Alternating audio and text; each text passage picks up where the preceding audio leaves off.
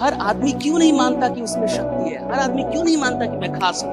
हर आदमी क्यों नहीं मानता कि मैं भी परमात्मा का अंश हूं और परमात्मा मुझ में ही विद्यमान है? और जब परमात्मा मुझ में ही विद्यमान है तो मैं किससे कमजोर हूं? और जब परमात्मा मेरे अंदर ही है तो मैं क्या इस ब्रह्मांड में जो हासिल नहीं कर सकता? और जब परमात्मा मेरे अंदर ही नहीं है तो कौन सा ऐसा लक्ष्य है जो मुझसे दूर है? और जब मैं परमात्मा का ही अंश हूं तो मुझसे क्या है जो मुझसे परे है? फिर अब ये क्यों नहीं मानता? ये समझिए, नजरिया उसके पास दुखी आत्माओं का नजरिया है। हाँ, मैं कमजोर हूं, मेरे पास कुछ नहीं है, मैं तो गरीब घर से हूं, सर मुझे तो इतना बोलना ही नहीं आता है, सेल्स में तो बहुत बातें करनी पड़ती है, मेरे को तो कोई रियल एस्टेट में जानता नहीं, कौन घर लेगा कौन क्या लेगा। अभी मैं बाहर में था सर तो मुझे रिसेप्शनिस्ट मिली और मुझे वो मिली और कहीं कि सर मैं 6 साल से रिसेप्शनिस्ट हूं, 5-6 साल से मैं रिसेप्शनिस्ट हूं और आपके 2-4 मैंने सेशन अटेंड किए तो मुझे भी लगने लगा कि मैं क्यों रिसेप्शनिस्ट हूं, सर मैं बेच क्यों नहीं रही हूं, मैं भी तो सेल कर सकती हूं। और उन्होंने बोला कि इसी साल मैंने एक घर बेच दिया। राइट? हाँ, नहीं बोला उन्होंने। She met me outside, क्योंकि मैं 6 साल से सिर्फ रिसेप्शनिस्ट थी, मैं सिर्फ रिसेप्शन पे ही बैठ रही थी।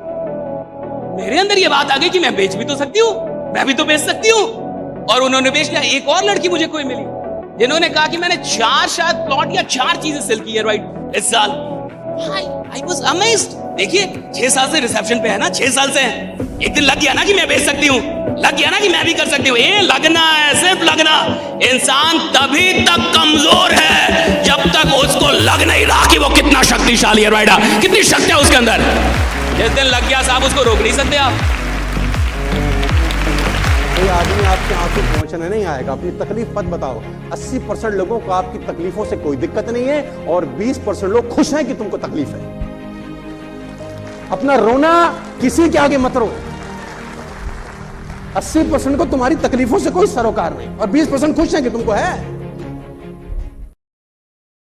जिंदगी में जिसको बहुत दूर जाना है उसको 4-5 ऐसे लोग रखने चाहिए अपने अगल बगल जो झूठ बोले उससे। आप देखिए, एक इंसान जब नेता बनता है तो अपने चलते नहीं बनता, वो अपने 10 लोगों के चलते बनता है, जिनको आप चमचा कहते हैं, कुछ कहते हैं, बट वही 10 लोग उसको नेता बनाते हैं। अगर वो 10 लोग ना रहे तो वो नेता बन ही नहीं पाएगा। वही आके बोलते हैं कि सर अभी मैं वहां गया था, केवल आपकी ही चर्चा हो रही है, भले गरिया रहे हैं सब उसको। वही बोलते रहते हैं कि सर आपको देखता हूं मुख्यमंत्री दिखता है, ऐसा बोल बोल के उससे खेत बिचवा देते हैं। राइट? लड़ते रहता है बेचारा। ये 10 लोग साथ ही नहीं छोड़ते ना उसका। एक बार हार गया, 2 बार हार गया, 3 बार हार गया, 4थी बार जनता देखती है कि ये मर जाएगा, रे बाबा इसको जिता दो अब। 4थी बार तक उसका चप्पल छुड़वा देते हैं, बाल वोल छुड़वा देते हैं कि नेताजी ने कसम खा लिया कि अब वो चप्पल नहीं पहनेंगे जब तक। जनता को लगता है मर जाएगा, अब इसको जितवा दो। और जैसे ही जीतता है ये 10 लोग कहते हैं मैंने कहा था ना कि आप बनेंगे, आप बने रहे। टाइम देने का मतलब ये नहीं कि मैं काम कर रहा हूं। टाइम देने का मतलब ये नहीं कि भाई मैं तो जान लगा रहा हूं। नहीं, टाइम देना अलग है, काम करना अलग है। और काम करना अलग है, जान लगाना अलग है। सब अलग अलग चीजें हैं साहब। टाइम कोई भी देगा साहब, कोई भी आदमी टाइम दे सकता है।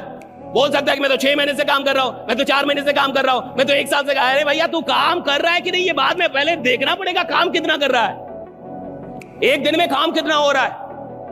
प्रोडक्टिव आवर्स और अनप्रोडक्टिव आवर्स में अंतर है। ऑफिस में आके बैठ के कंपनी की चाय पीने को काम नहीं कहता मैं कि आप आ गए चाय पी रहे। फुल डे था, फुल डे थे आप, काम कितना हुआ। और जब आदमी स्वयं का आकलन करता है तब उसको पता चलता है कि बदलाव की कितनी आवश्यकता अभी बाकी है।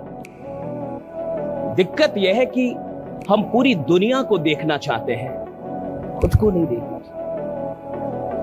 हम अपने आप को नहीं देखना चाहते। हमको ये देखना है कि कंपनी कैसी है, कंपनी के पास क्या है, कंपनी के पास क्या रही है, ये रही है, वो रही है, ऐसा है। खुद के लॉट ऑफ थिंग्स। आप जिंदगी बड़ी है, बहुत अद्भुत है ये जीवन। और सुनिए, जिसको जीवन समझ में आने लगता है वो धंधे का मास्टर हो जाता है। राइट? हाँ, धंधा नहीं समझना होता, जीवन समझना होता है। It's all about life.